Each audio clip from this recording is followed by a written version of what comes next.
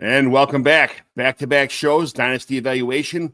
We got some studs here. We got some Hutchinson Brown, the Eagles fan, watching his guys go to Super Bowl. I can't say the same about my Buffalo Bills. I'm not getting my Josh Allen. I'm not a big – I would call myself not a Buffalo Bills fan, but a Josh Allen fan. But we got a guy here who's happy his team's going to Super Bowl, and that's all you can ask for. So we are getting ready to talk about the rookie spotlights here. Hutchinson Brown, I asked him, who does he want to talk about? He said Ja'Cory Brooks from Louisville. So when we get back, we are going to talk about Ja'Cory Brooks from Louisville. Let's go. McGlynn is in. I repeat, McGlynn is in. Let the fun begin. This is the Commissioner Evaluation Podcast with your host, John McGlynn. Was that Herms? He got them guests on the Rolodex, stopping by to talk about some Dynasty Superflex. Everybody, yo, commish is in. It's time to sit down to listen to John McGlynn. Yo, who we trading, who we fading, who we getting off the squad. Knowledge never overrated, playing for number one. And yo, McGlynn is in. It's time to let the fun begin. It's the Commissioner Evaluation Podcast with John McGlynn.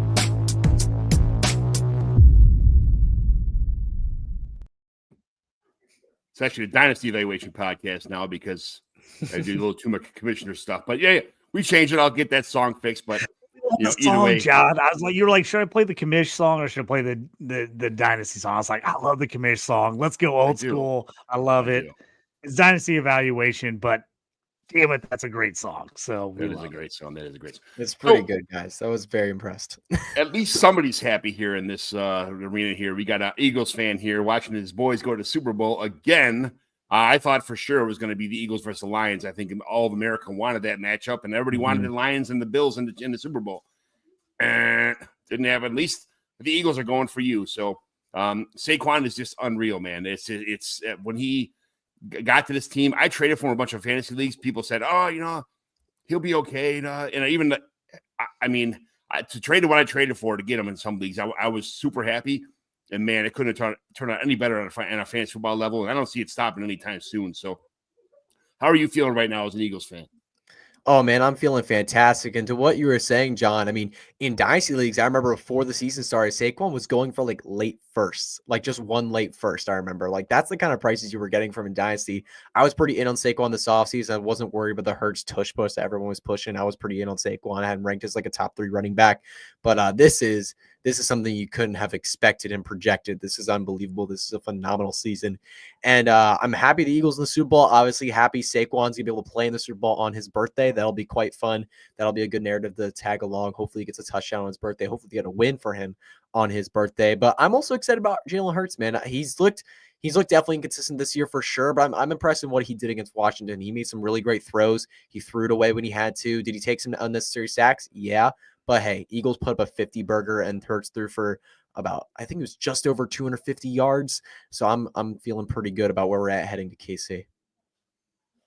Yeah, absolutely. Absolutely. This is what I traded for in the beginning of the season. I traded away a 25 first, which is mine. I won the league, so it's 112. Excuse me. Then I traded away Zamir White, a late 25 third, a late 25 fourth, my 25 second, which would be 224, and a late 25 third from somebody else that was also in the playoffs with me. So I almost got it for free. Yeah, so very late first, very late second, and then a bunch of nothing. Like basically nothing. I mean, I like late picks. I always think that I'm, prepared for them 3rd and 4th and 5th round rookie draft picks, and I end up clogging a lot of roster cloggers on there. But every once in a while, man, bam. Me and JT especially, he loves them 3rd, 4th, and 5th round picks. He is a hog. I know everybody says the 3rd round picks are worthless, but dude, I've hit on so many 3rd round picks. They're pretty like guys that are like solid that like give me really nice like production as a flex play. So I like it. But I was all in on Saquon. I was trading him last year, like before he was on the Eagles, just because I was like, people were down on him and the Giants sucked. And I was like, I don't think he's going to be on the Giants. So I was trading him for like scraps, literally, because people were like, he's done. The Giants suck. I was like, give him to me.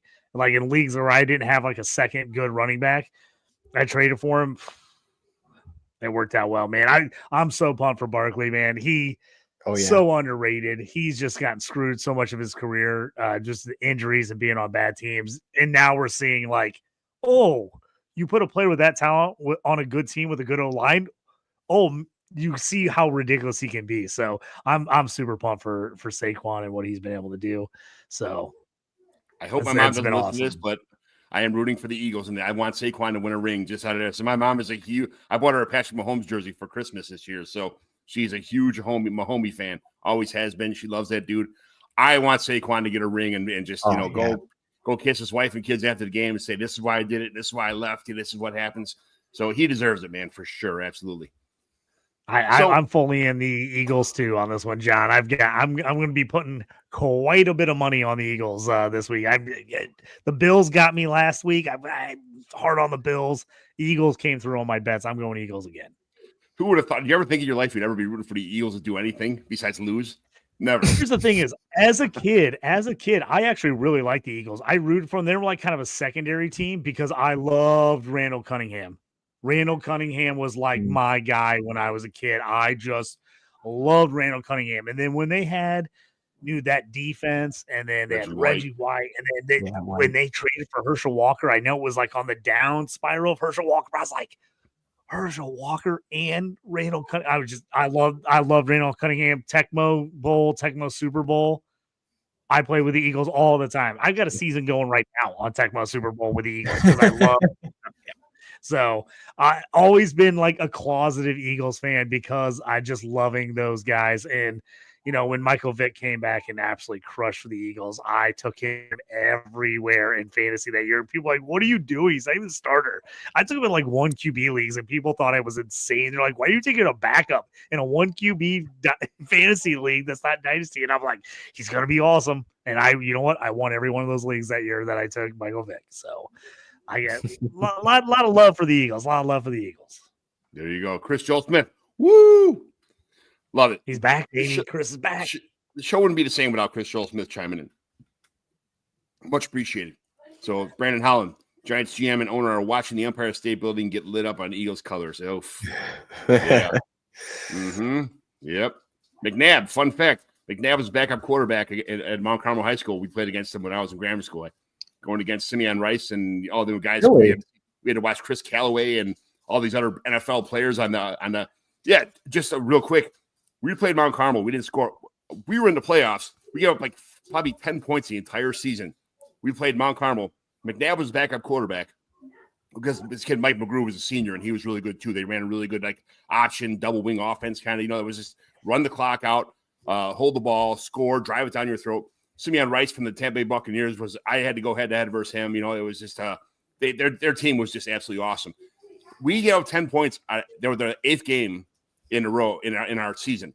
They beat us 47-0. We have 10 points the entire season versus all the Chicago Catholic League teams like San Rito. You don't know these teams, but they were actually just an absolute juggernaut. They won 4 straight state championships in Illinois, and in the highest class that we have, and they were just steamrolled everybody. It was there. I mean, the team is just filled with NFL coaches at this point. NFL players on that team, so it's almost unfair. Well, John, I was going to say after. I'm glad Chris brought up McNabb, another one of my favorite guys from Illinois. I went to Syracuse. He went to Syracuse. Some Syracuse guys too. So I love Donovan McNabb. So again, another one of my Eagles connections of a player I always root for when he was there. So that's great. Absolutely. So what we can talk about today is we're doing these rookie spotlights. These players, rookies coming into the 2025 draft. I said, hey, can you pick someone outside the top 4 or 5 to spotlight? And you came back with Ja'Cory Brooks from Louisville. I like this guy, so I'm glad you picked him. And I know I gave you a show sheet. You filled it out like you went ham on it. Absolutely awesome. So I'm gonna let you do a lot of the talking here because you did a lot of prep. This is absolutely fantastic. So give me a little tidbit about Ja'Cory Brooks. What do you know about his size, his speed, all that kind of his age, all that kind of stuff? So yeah, Ja'Cory Brooks, Louisville. He's played 4 years in college. He started in Alabama. He was a 5-star recruit out of high school in Florida, and then he went to Alabama, played a couple years, and then it was his junior year that was taken away with a shoulder injury because his freshman year he had 15 catches, not much, but then his sophomore year he had 674 yards, 8 touchdowns, started to show some promise, made some really big plays, especially. There was a play with Bryce Young where they were, I believe it was the Iron Bowl. Is that what it's called, right? I think it was the Iron Bowl in 2020. 2021, and it was a 3rd and 10 play. They needed to tie Auburn to go to overtime with a touchdown, and Bryce Young just tucks it 30 yards downfield. And this kid, Brooks, makes a fantastic catch for a touchdown to send them to overtime. Clutch play. But then in his junior year, he has a major shoulder injury very early, cuts the season very short. And the answer to the transfer portal goes to Louisville for a bigger opportunity because Alabama's got a lot of talent, a lot of players on their team that can make plays. So he wanted to go to a bit of a smaller school so he had more opportunity. And this kid came through, man. I mean, he's 6'3", 195 pounds. As I said, he's a senior, played 1 year, Louisville. He had 1,000+ yards within his last season. And yeah, man, I'm really, really excited for what this kid is going to do. I think he's a bit underrated. I think he'll test well, and he could be a riser for people. I've seen him talk a little bit about as a riser as the offseason will go on. I've seen him talk about as a guy that could sneak into day 2, but right now he's still being talked about as day 3. And I think he should be going in day 2. Yeah, 4.65 for that, but a guy that big, that you don't expect him to run a 4.3 or 4.4, but 4.65 is a little concerning, but not crazy concerning. So I get it. JT, chime in a little bit from just what Hutch said. Kind of, what do you think so far? Just initial thoughts on Ja'Cory Brooks. Yeah, I think the 4.65, like you said, is going to scare some people away because it's like, oh man, how's he ever going to win at 4.65? Dude, watch some of the tape. Watch this guy in college. He's good. He's good, and we've seen it. And again, having the elite athletic traits makes a difference. But how many players have we seen that were like unbelievable players? They just didn't have that top end speed or the exact perfect height, or and still really good. I always tell you, like, just now imagine going back and looking at like Larry Fitzgerald, and now with everything that's going on with podcasts and Twitter and everything on, just think about people like, people all of a sudden being down on him because he ran a slow 40 and being like, I think I might be out on Larry Fitzgerald. Out on Larry Fitzgerald? What are you talking? Not a speed demon. The dude knows how to play wide receiver. That's why I think Ja'Cory Brooks. I mean, I'm sorry, but you're not a 5-star for nothing. Like coming out of high school, they don't just throw 5 stars around. Like you are a solid player. Now, some guys never make it because of circumstances and it doesn't work out, but you're not just a 5-star because you're just, that doesn't happen, man. So I think I was really impressed at what he did at Louisville this year. To me, that jumped him up in my mind because people are like, oh, you're good, but you're on a good team with a ton of other good players. Like, so of course you're going to be good. I think he really showed out at Louisville this year. I had him on a number of C2C and CFF teams, and he was really good for me. I liked him a lot. This is an interesting wide receiver group because it's not super deep, and he's that X spot, and we talk about this sometimes. Like people are like, oh, this guy, and a lot of people don't look at where these guys play all the time. There's not a ton of X's with good size that come out all the time. And that's where I think I was a guy that I really liked A.T. Perry coming out as like a sleeper late because I thought he was not quite as fast, but good production. I think Ja'Cory Brooks is a much better A.T. Perry. Like, I think that's where you're going to see him. So I think this is a guy you're going to see him drafted probably a little later than people might like fantasy wise, but to me, that's not going to turn me off on taking him. I think he's going to be really solid. I like the catch radius. I like what he does. He knows how to play wideout. He knows that he's not going to burn you all the time, but he knows how to use his body, his speed, technique to win, as opposed to a guy who's like, I know I'm faster than you. I'm just going to run by you. Yeah, absolutely. Wendy Early, what's up, fellas? My girl Wendy, woman of fantasy football, the Wolf. Awesome setup you got there. Me and Wendy were teammates on a Dynasty, her first Dynasty league.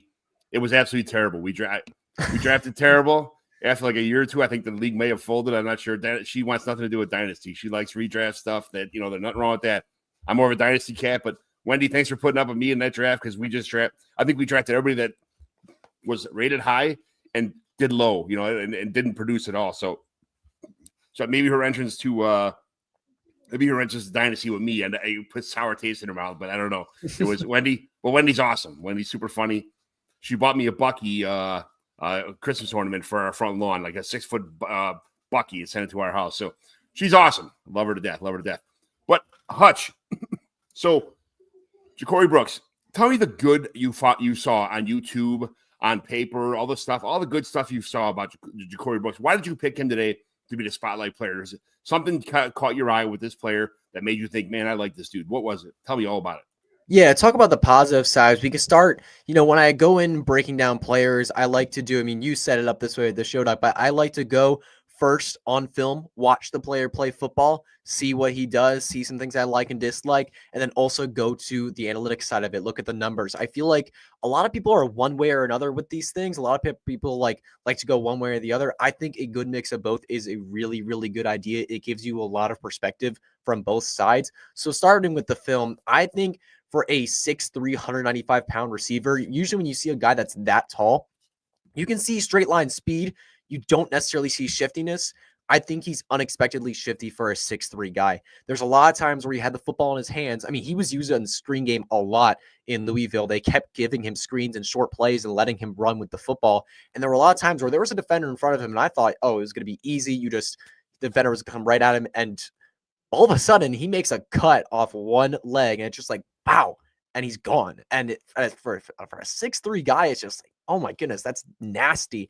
I loved seeing that unexpected shiftiness from him. I expect to see that at the combine, the things like the 3-cone drill, the first 10 yards, the 10-yard shuttle, like those kind of things. I expect to see that kind of explosiveness from him.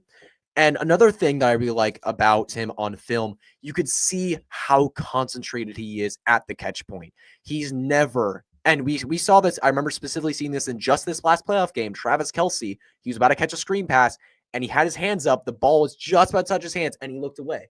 He looked the other way to go run because he was like, I got this catch, I'm going to go run. This is not a thing Ja'Cory Brooks does, man. He concentrates at the catch point at an elite level. It doesn't matter if there's a defender under him, over him, next to him, or draped on top of him. He's going to catch the football. He had a couple of drops, easy ones, but when there's a defender on him and there's a contested catch situation, he is a monster. He is so unstoppable when it comes to contested catch situations. If that ball touches his hands, it's very likely going to be a reception. Those are two things on film that I would like to see. And now more towards the analytical side. 6'3", 195 pounds. We love that size. But the long wingspan is impressive as well. You can see it on film when he reaches up to get a ball. That dude's got long arms. When you look at percentile, he's in the 85th plus percentile in terms of his wingspan for most things I see. When you look at his contested catch percentage as well, I was talking about contested catches earlier. He's at a 69.8%. That's almost a 70% contested catch percentage. Usually you talk about contested catches like a 50-50 ball downfield, but that's not what we're talking about here. We're talking about that as well, but also over the middle in short situations where there's a defender draped on him. If he's not getting enough separation, there's a defender there. That's a contested catch. He makes those tough catches on third downs to convert first downs on a very regular basis. And another thing I love is his yards per catch. He makes plays downfield, and you see it, 17.2 and 16.6 yards per catch in his sophomore and senior seasons. Remember, I don't include the junior year because junior year he was ruled out with that shoulder injury a lot. And one last thing I like is his yak ability. If you look simply at yak in general, you're not going to see a most impressive number. You're going to see about like 6.5 yards after catch per reception, which isn't a astonishing number.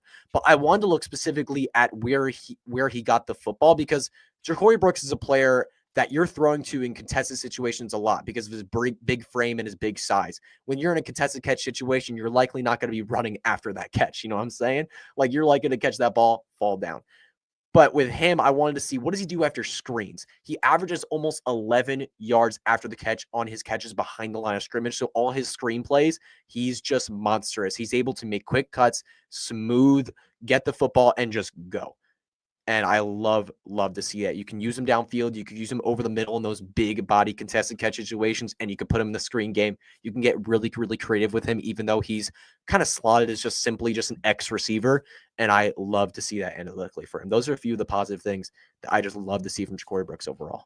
It's awesome because he's like glidey and shifty for his size. And it's nice to see him just kind of like a dancer almost, kind of, it's really nice to watch him be doing his thing in the field. Just he's like shifting away from people, faster cornerbacks than him. He's shifting away and making these plays. Like, how did he do that? And to see big guys do that is absolutely crazy. JT, tell me some positives about Ja'Cory Brooks too. Yeah, to jump on what Hutch said, the yak ability for a guy that doesn't have burner speed is pretty good for him. It's kind of impressive. A guy that like gets yards after catch, even though he doesn't have that breakaway speed. I thought I was impressed by that with him. He's got really strong hands. I like as a guy with a big frame, and this is to me, if a guy's not getting a lot of separation because he doesn't have great speed, I want a guy that has strong hands and can pluck the ball away from the other guy and use his size. I think he uses his size. And I have to tell you, one of my absolute biggest pet peeves of all time is when guys are 6'3", 6'4", 6'5", and they let 5'9" DBs play with them because they don't use their size. They don't catch at the catch point. They catch low. They let those guys get their hands in there and knock balls away because they don't play as big as they are. I think he plays big, which I like. I think he goes out and gets the ball, plucks the ball out of the air, which is something really impressive because sometimes you get those big guys and they're pad catchers. They're waiting, letting it get in their pads, catch it that way instead of using their hands and using their size advantage. I think he uses that, which I think helps the fact that he's not as fast. He doesn't have to create as much separation because he can use his body to create separation from the defender. So that's one of my favorite things about him. I think teams are going to like him, and this is where I think he can jump up the draft.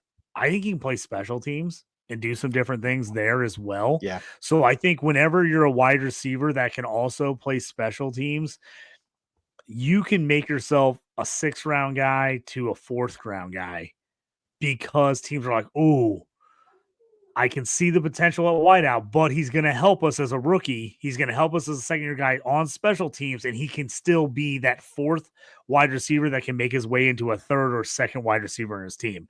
So I think that's a super underrated trait for wide receivers because, people don't think about it. They don't think about, oh, can he run down the field and make a tackle on a punt? Can he cover? Can he do those things? I think he can. He also can kick and punt return, even without elite speed. I think he's solid at those things. Again, with the way the NFL is set up right now, it's not like everybody puts back their burners and those guys just break huge runs, huge kick returns, or punt returns. It's not the way it is anymore. So a guy that can get solid yards, be good. I think he can help out in that situation. So I like him there a lot too. The fact that he's an X receiver with not a bunch of true X's in this class, I think is important. I think there's going to be some teams that go, hey, we have a really nice slot. We have a nice Z. We really need an X guy. We need an X guy. And that's where I think he can make his way into a lineup on some teams where you might look at who they have and be like, oh, how's he going to fit in that team? I think that's where he's going to make some room. So I like that. I think he's got raw talent. By the 5-star recruit, I think he's got raw talent. He gets with the right coaching staff, the right wide receiver coach. I think they can mold this guy. I think to me, if I'm taking a shot on a wide receiver, 3rd, 4th, 5th round in the draft, I want a guy go, oh, this guy, I can see he hasn't maxed out yet. He's not as good as he could be. I think he's a guy who's not as good as he could be yet. And so I think there's going to see teams that are going to be like, man, I like the potential. I think we can work with this guy. And we know how NFL coaches are, right? Every NFL coach thinks they can fix everybody. They think they can make everybody better. So I think you're going to see some coaches going to look at this guy and be like, dude, I could do something with this guy. He has not hit it yet. So there's a lot of things I think I like about Ja'Cory Brooks. A lot of things. Yeah, he's definitely likable. It's I like watching a lot of his film. That injury was huge because anytime these guys are gaining momentum and they're setting their stage, and then they have these I don't want to say small injuries, but things like that just have setbacks. It's terrible.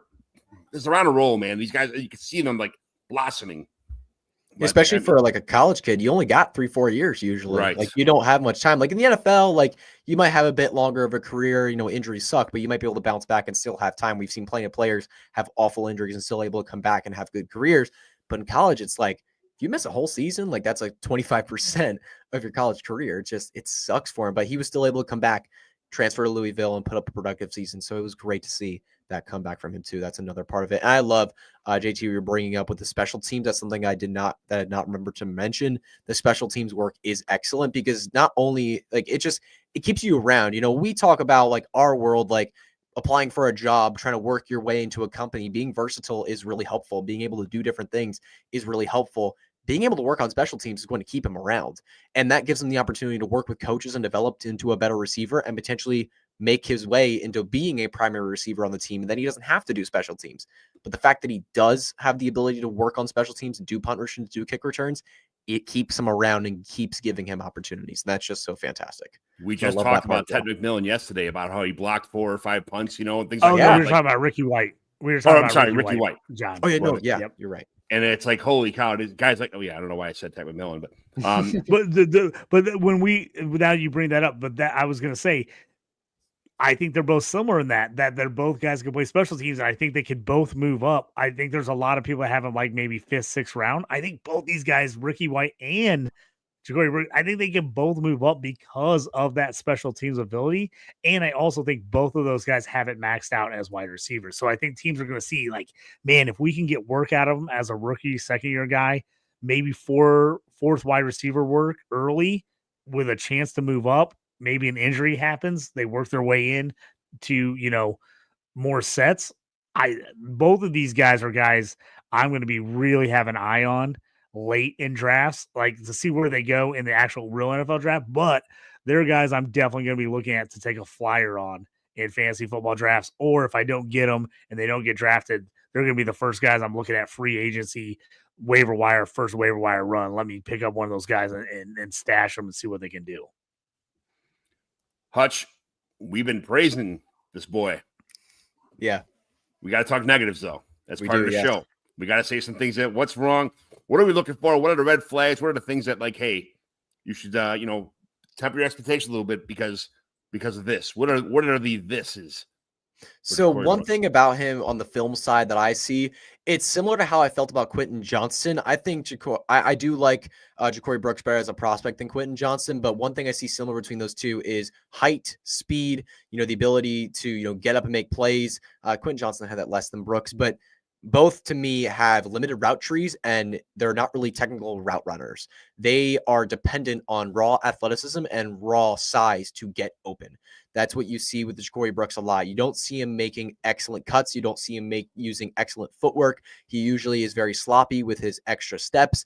And in the NFL, you might be able to get away with that a couple times if you're athletic and if you're big, but not very often. In college, you can do it, but in the NFL, DBs are going to be all over that. One thing specifically that I see that's really problematic is the way his head and shoulders move on his breaks. And I'll explain that in a second. When you're a wide receiver, right, and you are running a route, the first thing you want to do is you got to sell a vertical route. That's always what you're doing when you start your route. Heads down, shoulders down, you are sprinting down the field. You got to sell that vertical route because it keeps the DBs on their heels, and then they don't know when you're going to break.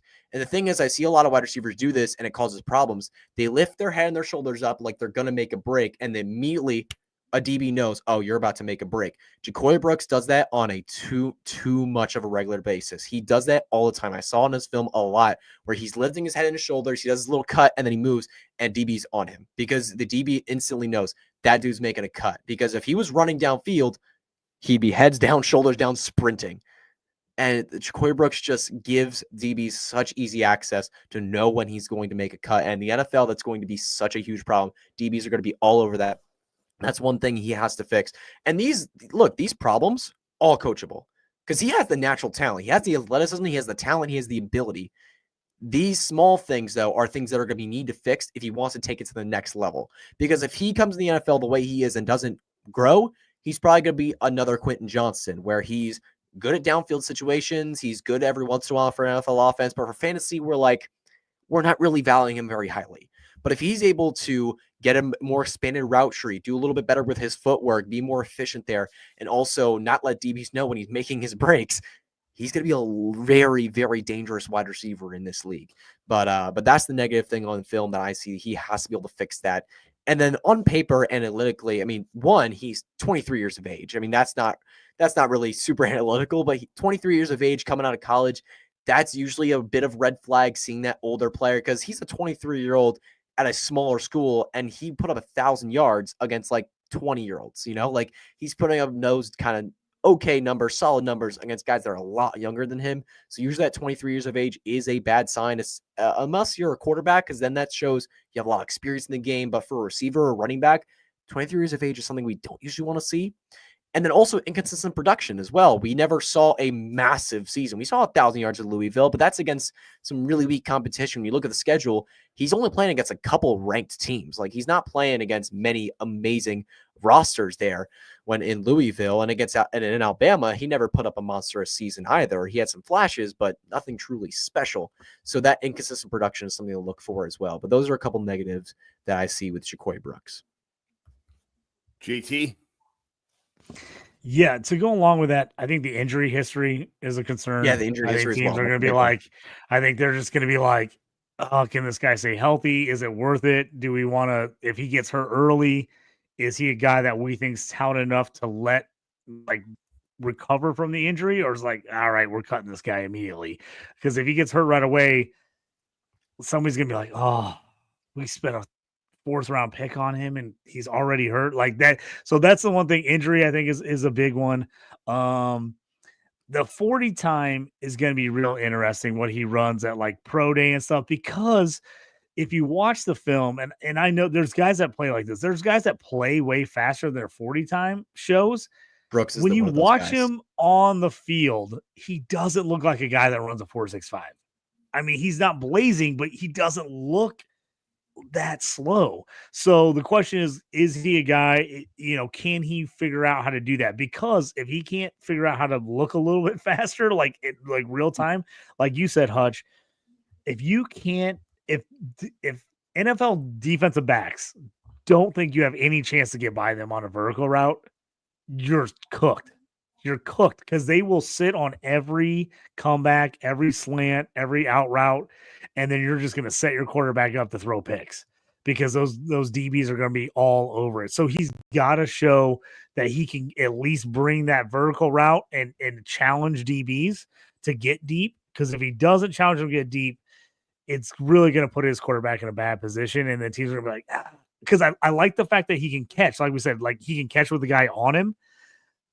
But you don't want those guys guessing exactly what you're going to do, because they don't think you're ever going to go deep, and then they're just setting them up for turnovers. So those are two of the bigger knocks, I think, on him. And again, like Hutch said, I think age factor, the fact that he's been around long enough. I know things are a little bit different with the NIL deal. Some guys are staying longer just because they're getting paid to stay longer. Yeah. So those guys, I don't fault as much, because I'm like, oh, if I was a running back and I got an extra $3 million to stay another year, I'm not going to like rip them that they didn't come out early. But a guy like this, that's like, he's been injured, he's going around. And then I think anytime you have a guy that goes to a big time program and then goes to a smaller program and sees some success, but not a lot of success, I think that's always a little bit of a ding on people. They're like, oh, he went to a place that's not quite as good. He was okay. Because you expect those guys to then go to a smaller place and dominate.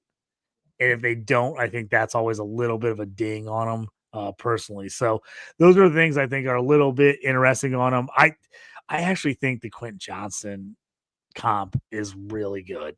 I think he's better at going up, because Quentin Johnson drives me crazy that he doesn't go up and get the ball. He doesn't play as big as it. I think Brooks is better about playing his size, but I think you're right on some of those comps about how they run routes, how they do some things. I think they do kind of remind me a little bit of that. For me, personally, I would love to take a Ja'Cory Brooks in the 4th round over Quentin Johnson in the 1st round.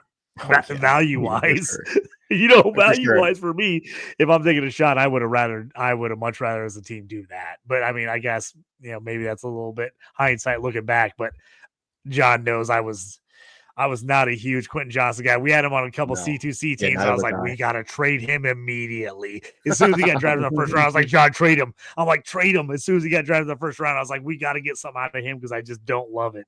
So, but like I said, I think he could be that type of player. But here's the thing. If you look at the value, take a Quentin Johnson season, what he did this year as a 1st round pick. Now take Ja'Cory Brooks, if he does that same type of season for somebody else next year as a 4th round or a 5th round pick. Big difference. People are like, oh, that's a great season, as opposed to like, oh, that's a huge disappointment.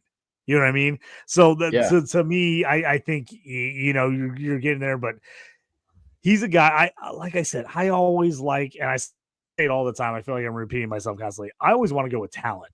I want to go with talent over anything else. I want to say, hey, maybe they can get over their flaws. They can get better. Injuries are one thing, but I want to go with talent. I think Ja'Cory Brooks has talent. And I think you see that by his 5-star high school tape. You see it in flashes in college. Can he put it all together? That's the big question. I mean, he's 23. He's not Nick Nash, like 28 years old kind of thing. You know, I mean, 23 is 23. Yeah, it's old, but it's not like, you know, it's you want to see 19 or 20. You know, 23 is. There's a lot. There's a couple of. But you got to see. Here's the thing. I always look at it too. Is like obviously you want the younger guys, so you want the longer career. But I also think if you're taking a guy in like the 4th, 5th round, in your mind as a GM, you got to think I need 4 good years out of this guy. Like 4, maybe 5 good years is what you're thinking with a guy that late. If you can get that out of him, you can get him into his late 20s, early 30s, and then I think you're happy.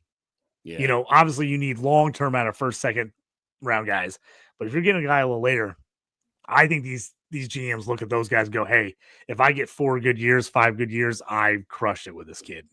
Yeah, a second contract being able to be on the books is super important for a GM, absolutely, for sure. So, JT. So what's some Hutch? Tell me about some intangibles you like outside of the good, the bad, the ugly kind of stuff like that. What is something that like a lot of people don't know about Ja'Cory Brooks? Honestly, I was trying to do a lot of search on Ja'Cory Brooks to see if he had anything in his past. There's honestly not much drama with him. He's, there's nothing going on with him, man. He just had a pretty normal childhood. He didn't do anything crazy in his childhood. There was no Jalen Carter situation where he was driving recklessly. There's none of that. There's no history with him. He seems just like I don't want to say like an average dude. Obviously, he's going to go to the NFL. He's not an average guy, but he just seems like a regular good guy. There doesn't seem like anything behind him. And one intangible about him, everyone's going to say he's a track guy. And it's like he had track in high school. He did that a lot along with playing football, but I wanted to bring to light how good he was. I mean, throughout his last 2 high school years, he was like one of the top track runners in Florida. And Florida's got a lot of athletes. Florida's got a lot of athletes down there, man. They crank out some fast kids. And he was consistently one of the best track stars in Florida for a 2-year stretch. That he was constantly in state championships. He even he traveled multiple times to a Midwest wide championship. He placed very highly in those championships, in those tournaments. He did absolutely phenomenal. It just goes to show how fast he really is. And also back to the speed conversation too.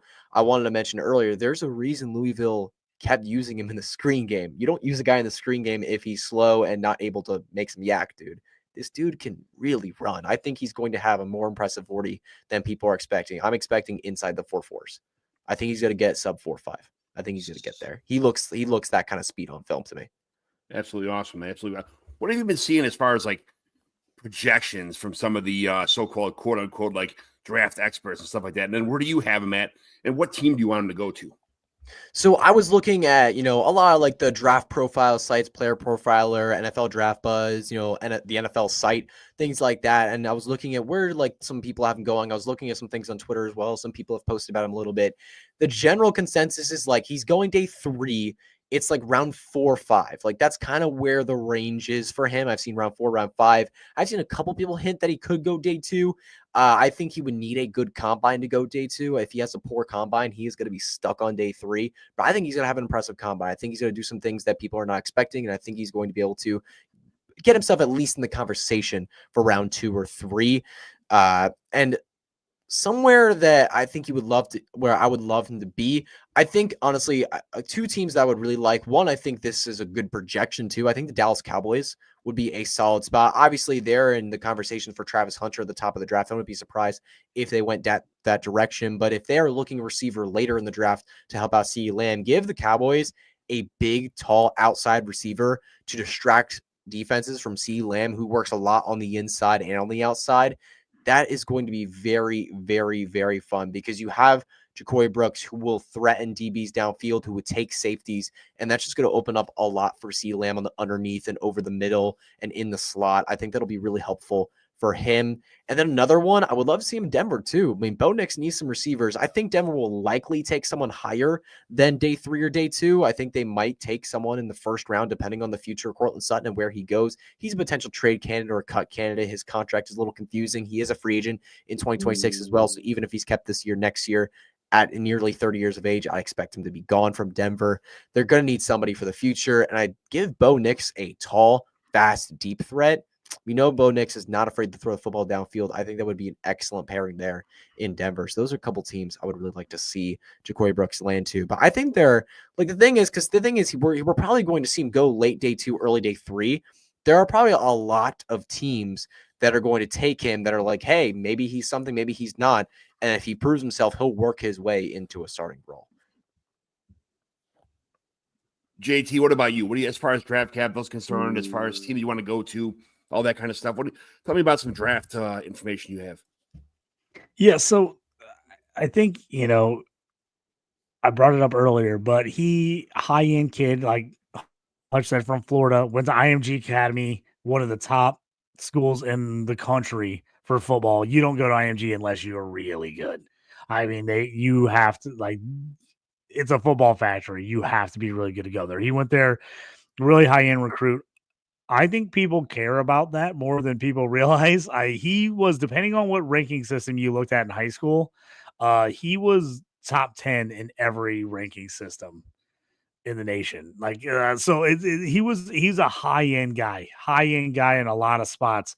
So I think you're going to see people go, hey, things didn't work out exactly in college the way he probably wanted to. The injuries were a factor, this and that. But people are going to go, he has legit ability. And they're going to take a swing on that guy over a guy who overachieved in college. Personally, that's just what I've seen over the years, what I know about NFL GMs, what I know about those guys. They would rather take a guy that they know has been high end, who maybe hasn't lived up to the expectations, over a guy who way, way overachieved in a lot of circumstances. I know it's frustrating for people like, oh, I'll take that guy that had 1,500 yards and 15 touchdowns and was a stud for 3 years at whatever school. They're gonna be like, this guy, athlete-wise, he's a pure athlete. So, again, I think that is going to factor in for some teams. I think there's going to be some teams that go, let's take a shot on him. Let's take a chance. They don't want to miss on him. So I think that's going to push them up draft boards. I also think the fact that this draft is not, I think there's a lot of guys that are similar in the wide receiver group. So I think you have your top tier 1, which everybody's pretty clear about. I think you have your like tier 2 that most people kind of know who's in there. I think it's pretty wide open after that. So, I see him ranked for a lot of people between like wide receiver 20 and 25 in this class. After you get outside of wide receiver 10, I think it starts becoming a lot of jumbled of like, oh, who do you prefer and why do you prefer him? Is he a slot? Is he an X? Is he a Z? And what you want to use him for on your team. So I think I think a guy like Ja'Cory Brooks could jump way up because the team's like, oh, we want a pure X. We love the profile. He maybe hasn't performed, but we could see him working on our team. So he's a guy that I could see easily jumping up some boards and falling on others because people are just like, man, yeah, he was a high recruit, but he never really did anything with it. He's injured a lot. We just don't want to take the chance. But there's going to be somebody that's going to want to take the chance. So to me, I always say it, like I said, because I feel like I say it all the time. I'm going with talent. I want guys that I know that are talented. He's a talented guy. He's a talented athlete. I think, like Hutch said, I think the 40 number is going to be better than people expect. I know they're saying it's about 4.65, but he plays way faster than that. He just does. He doesn't look that slow on tape. So that would be interesting to see. And if he comes out and he runs a really solid number, say he even runs like a 4.52, I think teams are going to be like, okay, we're good. we're good with it. So unless he just runs a terrible slow, like insanely like 4.7 something, which I don't think he would. Some teams take that into consideration more than others. That's all I'll say. Some teams are heavy on that, but X wide receiver, I think people are. That's the one wide receiver spot that people are not as worried about how fast you are. I think. Yeah, right. Compared to And you other guys, I'm going to kind of morph into both. They don't. I'm going to morph something that both of you guys said as far as like, the Cowboys and talent and, Cowboys, they have nothing that, you're looking at, they have like Devontae Turpin, Brandon Cooks is gone probably, Jalen Tolbert. They tried bringing in Jonathan Mingo. Ryan Flournoy was more of an athlete than he is a wide receiver kind of thing. Like, I mean, a spot like that with a good receiver who's underrated, if he goes there somewhere like Dallas, I mean, Hutch, you nailed it on the head. Somewhere like Dallas would be an absolute perfect landing spot for a guy like that because they're desperate for a playmaker and a good receiver, and that's what Jalen, that's what he is. So I'm super happy about that, Ja'Cory Brooks. I'm super happy about that. That you mentioned that or thought about that because I mean it couldn't be more of a perfect match as far as that goes. So, what we had talked about the Cowboys as far as that goes. Was there anything that somebody else doesn't know? I mean, we kind of talked. We did everything, but I just want to give you like a final kind of like what's something that maybe that somebody else doesn't know, or you just want to add to the icing on the cake of Ja'Cory Brooks. Yeah, if you follow Ja'Cory Brooks' career, you can see that he is a clutch playmaker. Like I mentioned the Iron Bowl in college. When you look at his high school, he played at Booker T. Washington. He led them to a 2019 title, a state title in 2019 in Florida. He had 2 touchdowns in the title game. That is excellent. And when you look at the game, he played excellently, had amazing catches left and right. But throughout the tournament, you look at the stats. I mean, I wasn't able to find a lot of film on the game, so I couldn't really see his catches. But when you look at the stats, it's like consistently 100+ yards, 100+ yards, 50+ yards, 70+ yards. Like he's having game after game after game after game in huge moments. And you watch on film in college at Louisville, consistently there on third down. He's getting a lot of targets on third down to make those first down conversions, even if it's contested, even if it's in weird situations. He gets a ton of red zone looks. He is there when the big play needs to happen. When you need a big play, you keep looking towards him, and he came through a lot throughout his entire career. He's always been not just a big play guy where he makes the big downfield play, but a big play guy in a sense where it's clutch. You need something to happen. You need to make progress. You need to make progress. You need to make a play here. Ja'Cory Brooks is someone you look for to give him the football and give him an opportunity. Woohoo! Awesome. Outstanding. Love it. JT, anything to add here, or he pretty much summed everything up, right? As a perfect sum up by Hutch there. I totally agree. Absolutely awesome. Hutch, you know what? I think I forgot to kind of give you the introduction, Mike, in the beginning of the show. So on the way out here, can you tell everybody the awesomeness that is Hutchinson Brown? Oh, thank you, man. I mean, y'all can follow me on Twitter, @HutchinsonB_FF, and you can find all my work at Football Guys. I do a lot of work over there for their social media sites, for their articles, and also a little bit behind the scenes as well. I also edit the DLF Dynasty podcast. But yeah, you can find everything on Twitter @HutchinsonB_FF. You can always DM me with fantasy ball questions. I love answering them. So when do you turn 21 in Canton? When does that happen? When does the 21-year-old Hutch go to Canton? I'm 18 now, and my birthday is before August. It's in July. So next year at the Expo, I'll be 19. Then the year after, I'll be 20. So I still have 2 more years of not being. He's got a couple years, John, before he can be hanging with John McGlynn. Couple more years before hanging with John McGlynn. When are these car bombs gonna start flowing, boy? That's what I'm at. That's all I want to know. Hey, John, don't be trying to kill kids early, man. Jeez, going right on with the car bombs. Very good, very good. All right, JT, where can everybody find you at, man? Everybody already knows, but have at it again. Yeah, just give me at JT Orange, all my stuff over there. DLF, you can find all my rookie spotlights, the early stuff before the draft, pre-draft, after the draft. If you're an IDP guy, IDP rankings over there, Devi rankings as well on DLF. Other than that, stick with us on Fantasy and Frames. Hockey show up after this around the ice here on Fantasy Frames. Me and my buddy Toast bringing you all the hockey action, betting action, fantasy hockey, all that good jazz. Thank you for Fantasy and Frames for bringing us on our hockey show this year. We're pumped to be here. And go subscribe, like, all that good stuff. Hit the notification button so you know when there's all these 87 million shows we have on Fantasy and Freeze, you know when they're on. So check it out. We're going to bring you more all this rookie stuff. My favorite time of year, redraft. I love the draft. I love talking sleepers. I love talking all these college guys. So pumped about all this. So, and Hutch, thanks for seeing. I haven't seen you in a while. Saw you 2 years ago at the expo, and then you've been on the Stew with JT Brew. Good to have you on a show with me and John here. I appreciate it. Yeah, I really appreciate you guys sending out the invite. It was really fun being on the show with y'all. John McGlynn 75 on X, Dynasty Evaluation and Fantasy and Frames. That's where we'll be. Thanks for joining in, Hutch. Thank you one more time. Thanks for making the Dynasty Evaluation show awesome. You did a great job, man. You overextended your A+ effort, brother. Really appreciate it. Appreciate that. Thanks for coming on, man. Say hi to all the guys with fantasy or the football guys for me. We got some a lot of good news over there. All right, talk to you later.